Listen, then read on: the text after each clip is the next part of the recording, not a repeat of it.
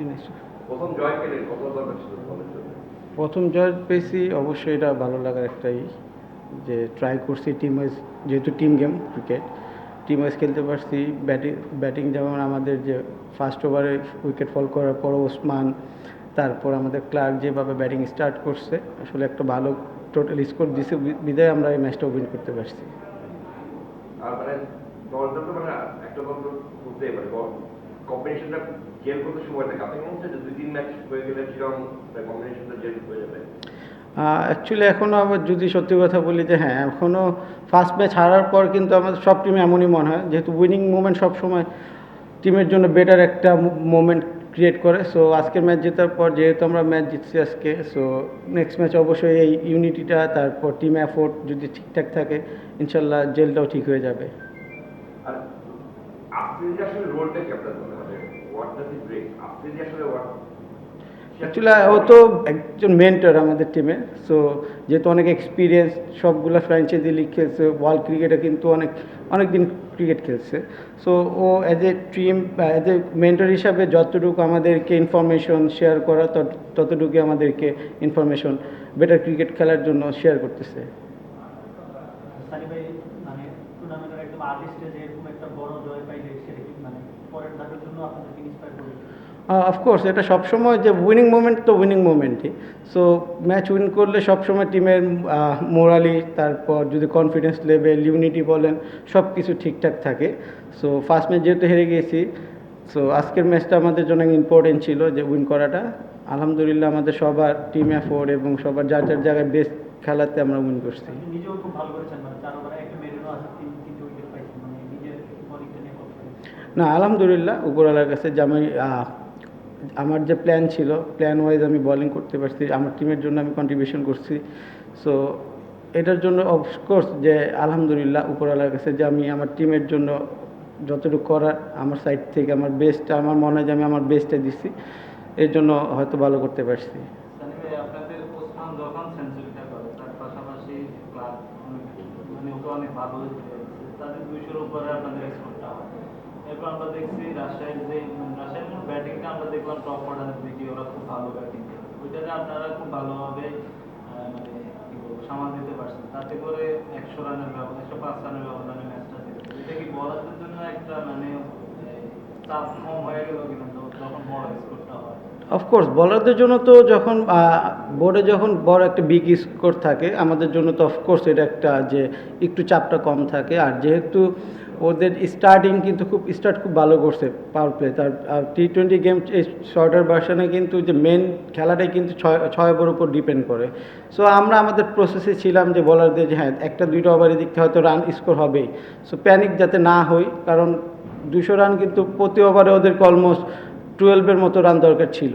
So এটা এত easy না ক্রিকেটে, হয়তো একটা দুইটা ওভার হয়তো রান হবে, হইতেই পারে। সো আমরা আমাদের মতো জাস্ট কাম ছিলাম যে না হবে, একটা দুইটা ভালো বল হলে উইকেট বেড়ে গেলে ওরা প্রেশারে পড়বে। সো আমাদের সাইড থেকে আমাদের বেস্টটা ট্রাই করছি। তাপমাত্রা প্রায় 15 ডিগ্রি সেলসিয়াস থেকে আসে, ফগি ওয়েদার, এরকম কন্ডিশনে 200+ রান করা, এবং যদি ওয়েদারটা এরকম না হতো তাহলে কি আরো হাই স্কোরিং ম্যাচ হতো কিনা? অবশ্যই ভালো করতে পারতো। ওয়েদার তো একটু ফগি ওয়েদার একটু তো এটা ছিলই, আমাদের কষ্ট হচ্ছিলো কারণ আমরা ইউজ টু না সত্যি বলতে এরকম ওয়েদারে খেলে। সো তারপরে অ্যাজ এ প্রফেশনাল ক্রিকেটার হিসাবে আমাদের তো খেলতেই হবে, যেহেতু এটাতে আমাদের কাজ। যতই ঠান্ডা লাগে তখন এই জিনিসগুলো আর কাজ করে না, তখন ফোকাসটা সবসময় অলওয়েজ বোলিংয়ের প্রতি, যার যার যে ডিপার্টমেন্ট সেটার প্রতিই থাকে। যেটা বলছেন না সানি ওয়েদার বলে মানে অপোনেন্টও ভালো করতে পারতো কিনা, ফ্ল্যাট লাইটেও মানে খেলা হচ্ছে দুপুরবেলা।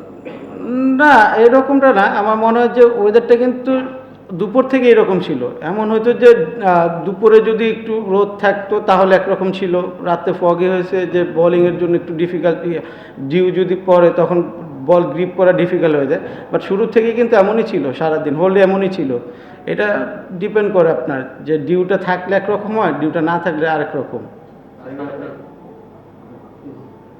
সানি ভাই, এমনি কি মনে হচ্ছিল যে অনেক বেশি ব্যাটিং ফ্রেন্ডলি উইকেট কিনা? আর একটা হচ্ছে যে আপনাদের রানের যে ফ্লোটা ছিল, মানে 16 ওভার পরে কি মনে হচ্ছিল কিনা যে দলীয় সংকট 250 হতে পারে? আমাদের ড্রেসিং রুমে কথা বলবো না, ব্যাটিং অ্যাকচুয়ালি দেখেন আমাদের T20 গেমে কিন্তু একটা দুইটা পার্টনারশিপে কিন্তু রানটা করে।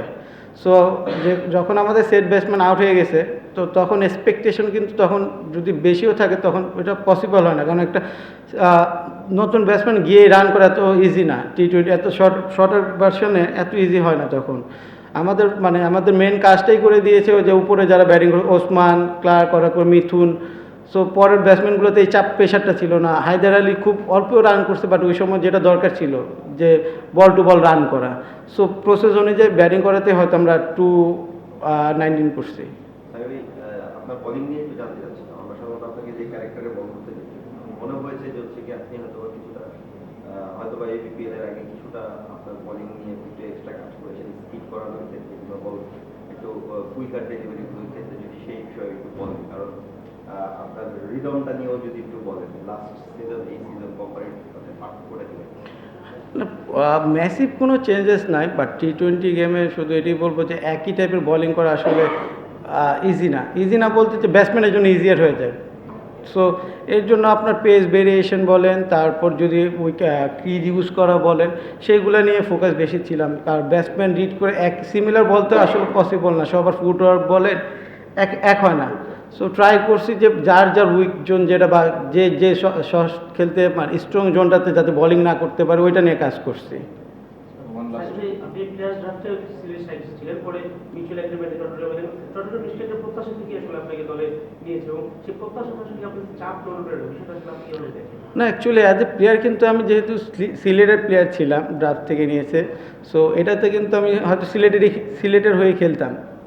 সো এটা নিয়ে আমার কোনো প্রেশার ছিল না, বিকজ এটা তো আমার কোনো অ্যাজ এ প্লেয়ার হিসেবে কোনো এখানে কোনো কাজ ছিল না, যেহেতু আমাদের চট্টগ্রাম হচ্ছে এক্সপেকটেশন থেকে আসলে আপনাকে নিচ্ছে যে তাদের করে একটা রোল প্লে করবে তাদের দলের হয়ে, সেই জিনিসটা আসলে হয়তো আমি চিটাগাংয়ে কিন্তু প্রথম 2 বছর কিন্তু এই টিমে খেলেছি, প্রথম বিপিএলে।